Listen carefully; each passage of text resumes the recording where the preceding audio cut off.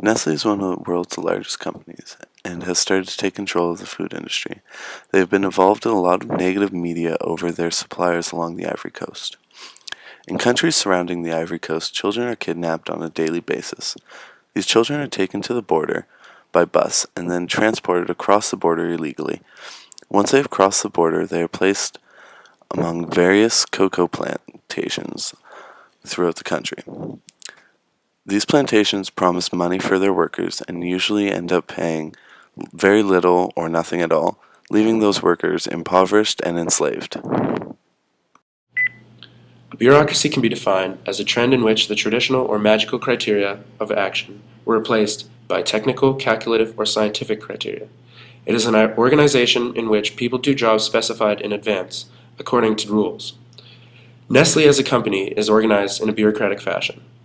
Everything is regulated, recorded, and controlled in a tight manner.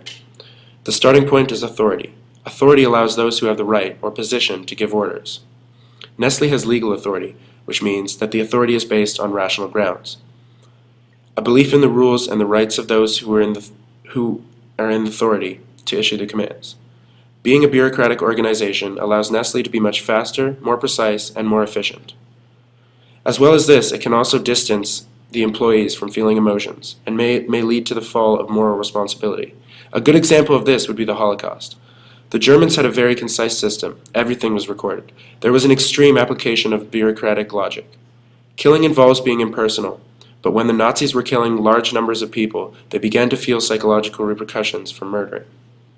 Bureaucracy allowed them to regulate it further, made the killing more efficient, and made the killing on a less personal level, because they started putting people into gas chambers.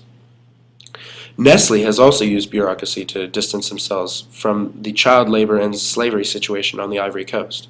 In the documentary The Dark Side of Chocolate, the filmmakers talk to a manager who says that child labor is outlawed and socially frowned upon in their country.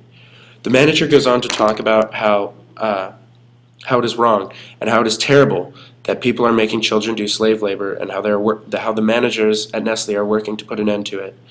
The filmmakers are satisfied with this answer. Later on, however, when the same managers were asked again, they were completely denied responsibility for the whole thing. They said that they were in no position to control what was going on in those countries, such as the Ivory Coast. So the managers contradicted themselves outright, and there still is no solution to the problem.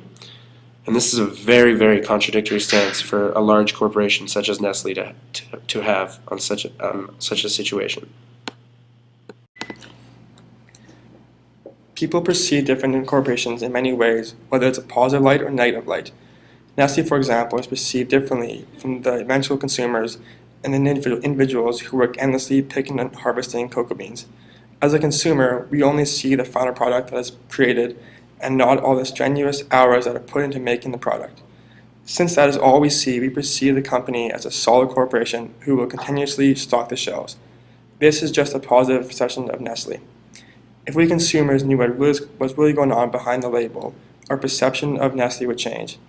A Danish journalist investigated this matter that came to shocking reality that Nestle harvests cocoa beans in Africa through child slavery and legal trafficking. Over 500,000 kids as young as 7 years old were forced to work in dangerous plantations carrying heavy loads while receiving little to no pay. These people perceive Nestle in a whole different light than we do. Their perception is that Nestle is an awful company who promotes child slavery. Nestle has a pretty long rap sheet, but one of its major flaws comes from its lack of environmental concern. As one of the world's leading food companies, social corporate responsibility is incredibly important, and Nestle is jeopardizing that by buying from Sinarmas, which is a supplier that destroys large parts of Indonesian forests for its palm oil.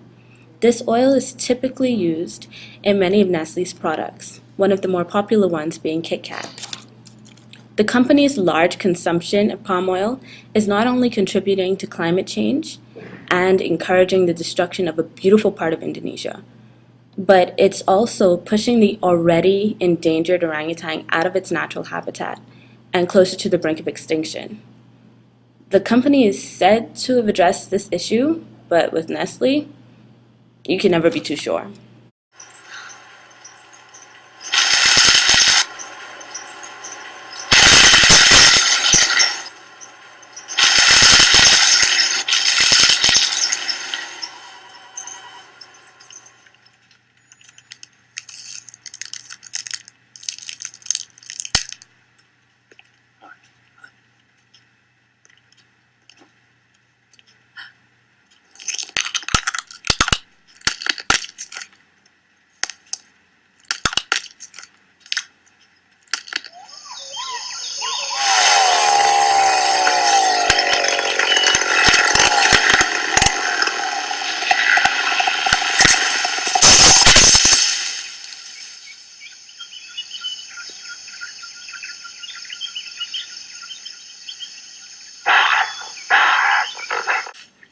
For years, this has been a sad but familiar scene in the Ivory Coast.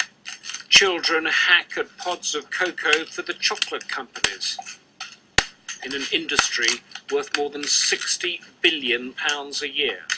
Last November, they told me they barely got paid, and untreated machete injuries are common. Many children are separated from their families, work far away from home. Bon, je suis venu il y a 3 ans. My father sent me here to work. I haven't seen my family for 3 years.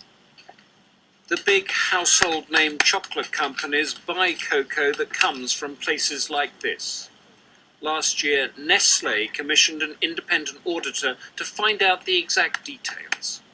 The investigators discovered that there had been multiple serious violations of Nestle's own company code on child labour, safety and other issues.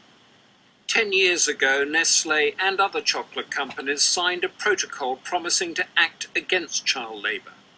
Activists are now impatient at the lack of results.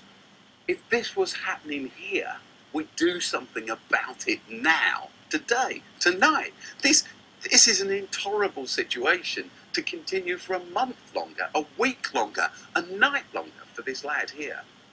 Nestle says it will now monitor all stages of its supply chain, such as in small warehouses like this. During the cocoa harvest, we had no difficulty in finding children at work. Nestle says this goes against everything the company stands for, and tackling child labour has now become a top priority. Humphrey Hawksley, BBC News. Although it has been 10 years since Nestle has signed documents saying that they will not allow child labor to take place in the supplier plantations, very little has been done to help this process. Activists are still pleading with Nestle over this conflict to this day.